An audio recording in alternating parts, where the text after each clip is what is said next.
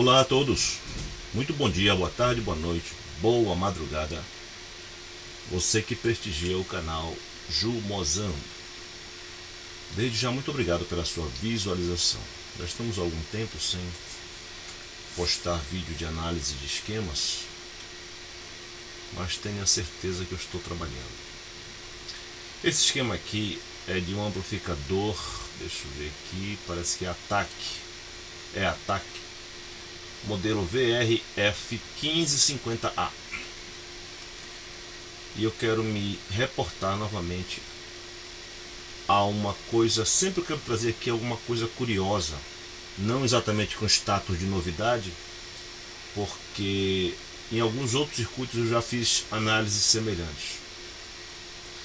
Mas o que é diferencial desse aqui que eu quero notar nesse vídeo? Eu quero prestar atenção nesse transistor aqui, olha. Deixa eu aumentar aqui o tamanho dele. O BC33716. Às vezes eu falo aqui o som tá normal, BC33716. Observe que não há ajuste de corrente na saída, nem de bias ou baias, como você quiser. Olha, está tudo estipulado em valores até resistores comuns, olha, 2K2 e 1K. Aí você observa que os transistores, aqui o sensor de temperatura, ele está especificado para ser o BC33716. Os da proteção também, ó, 30716 e 32716.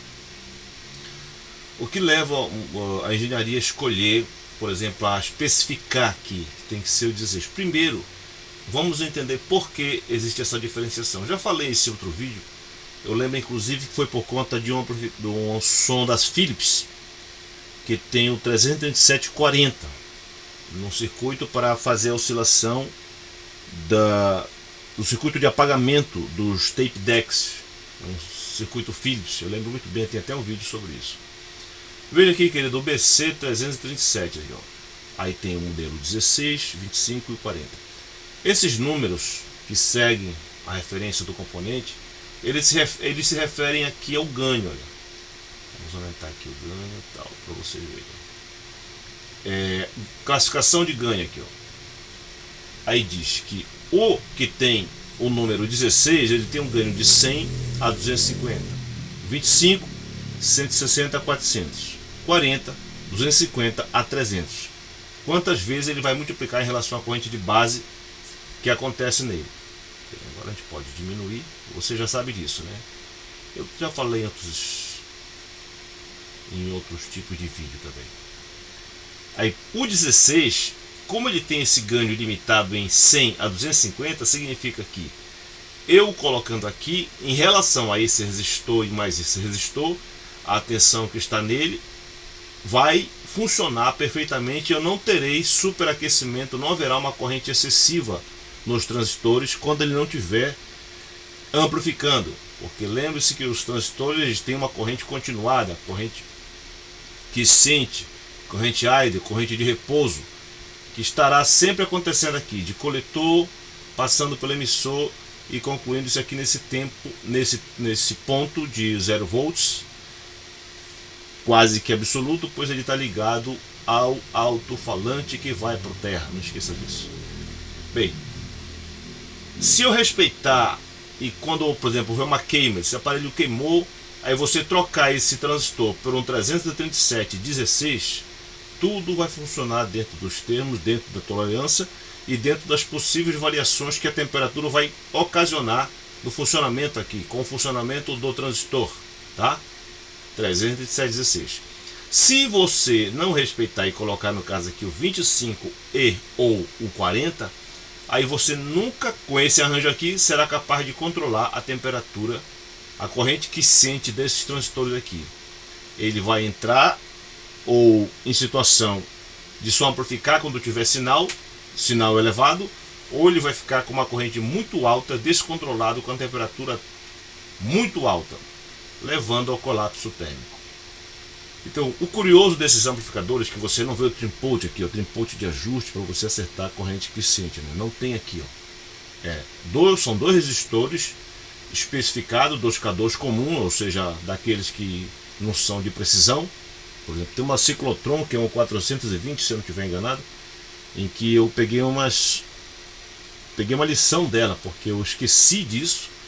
Eu troquei esse transistor aqui, que no caso lá era um BD135, eu coloquei um outro transistor, se eu não estiver enganado, foi o MPSA 340, que é NPN também. Aí a corrente ficava muito alta, porque o MPSA 340 amplifica menos que o BD 135.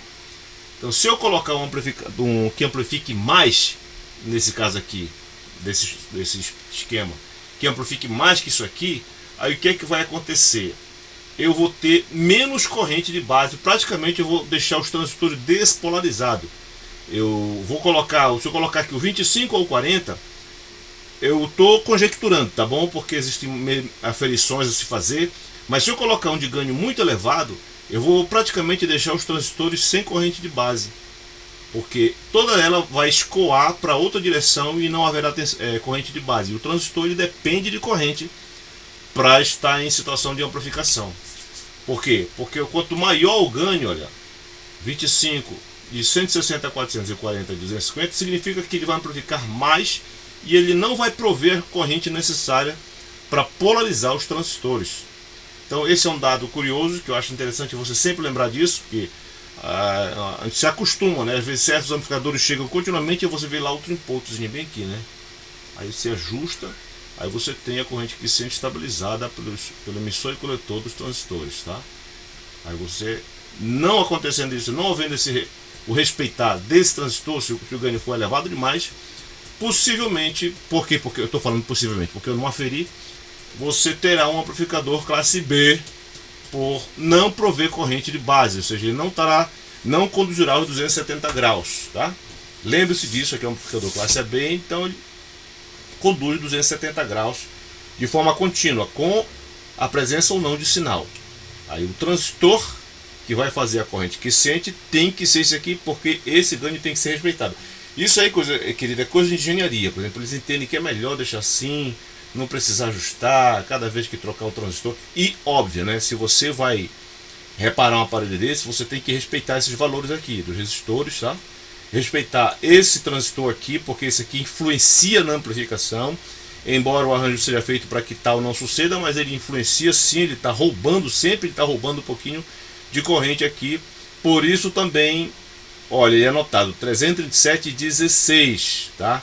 327,16. Se você colocar um de ganho maior, ele vai roubar mais corrente de base, lançar para a parte neutra do circuito, onde vai haver amplificação apenas de sinal senoidal. E com isso ele vai tirar a polarização dos transistores, tá?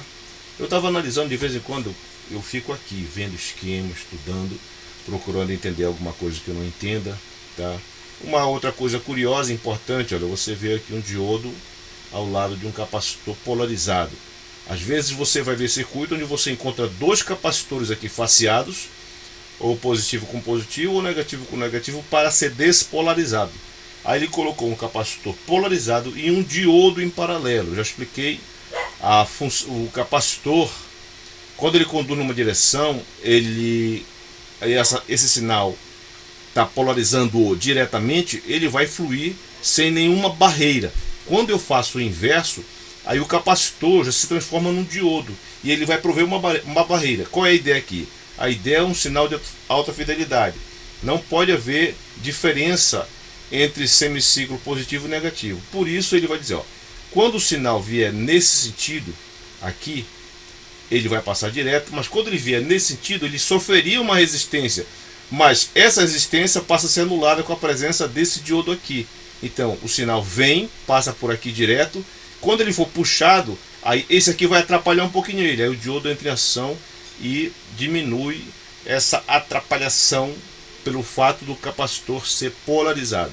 Aí sempre você vai encontrar ou um capacitor bipolar aqui, ou dois capacitores faceados, positivo com positivo, negativo com negativo, para não haver interferência, não haver deformação no ciclo completo de amplificação. Polarização do long tail é via Zener, tá? O long tail dos dois é via Zener. Esse aqui 5V6, é até baixo aqui, mas não é só isso, não é só esse lado que a gente tem que olhar. Então a tensão Zener que estabelece a corrente continuada, que eu preciso de uma fonte de corrente constante para que ela não varie, não atrapalhe, tal. Isso já expliquei em muitos outros circuitos de amplificadores. Uma coisa aqui interessante dele também, eu quero ir para lá, cadê? É o circuito de proteção e acionamento do ventilador. É essa aqui, a fonte que alimenta o ventilador. Aí tem um regulador de 12 volts continuados no fotoacoplador daquele que oferece a possibilidade de eu polarizá-lo externamente. Eu falei isso aqui, foi no amplificador da Trell. Da Trell ela usa esse circuito aqui, que parece que é parecido com a Polivox, se eu não estiver enganado. Bem, isso aqui fica sentindo a temperatura. Aqui há uma tensão equilibrada. Eu procurei, querido, aqui esse sensor de temperatura, não o encontrei. Se você encontrar, depois você anota aí nos comentários. Quando a temperatura aqui aumenta, algum circuito vai ser alterado e vai desequilibrar essas entradas aqui, inversora e não inversora, que por conseguinte produzirá um sinal aqui que vai acender o LED infravermelho interno ao fotoacoplador, que polarizará o transistor, o fototransistor interno, e esse por sua vez vai polarizar um TIP 31C que vai ligar o ventilador. Então são essas duas coisas interessantes que, na verdade, três, né? O capacitor, o transistor DC e esse fotoacoplador aqui, ó. Ele oferece, você lembra disso, que a gente tem essa possibilidade de polarizá-lo externamente, quando ele pode trabalhar também só com a polarização da luz incidindo no fototransistor, tá? São algumas coisas curiosas. Deixa eu ver aqui quanto tempo eu estou. Eu já estou com 12 minutos. Já está bom, já está de bom tamanho. Mas o fato é isso, que esses circuitos não tem tanto segredo, mas às vezes eles nos lançam luz que nem tudo é do jeito que a gente está acostumado. Às vezes eles mudam, né? As engenharias, não esqueça disso, que quando alguém vai montar um circuito e colocar, ou ele compra já um circuito arrumadinho, estudado, testado por outro corpo de engenheiro, ou eles fazem modificações para fugir da questão de plágio, tá? O plágio dá um processo miserável que aí o cara fica chamando a mãe dele de tanta dor pelo que ele vai ter que pagar. São essas informações aqui no canal Jumoza 1. Para você que assistiu comigo aqui. Outra coisa, olha aqui. Eu não vou postar esse vídeo hoje, olha como é que eu tô aqui, ó. Sem acesso à internet. Veio o pessoal pela manhã aqui instalar a internet para outra casa, ou desligar, não sei o que. Eu sei que na presença deles aqui, pronto, parou a internet, disseram que vem dar uma olhada aqui, mas é 24 horas, só amanhã eu poderei postar.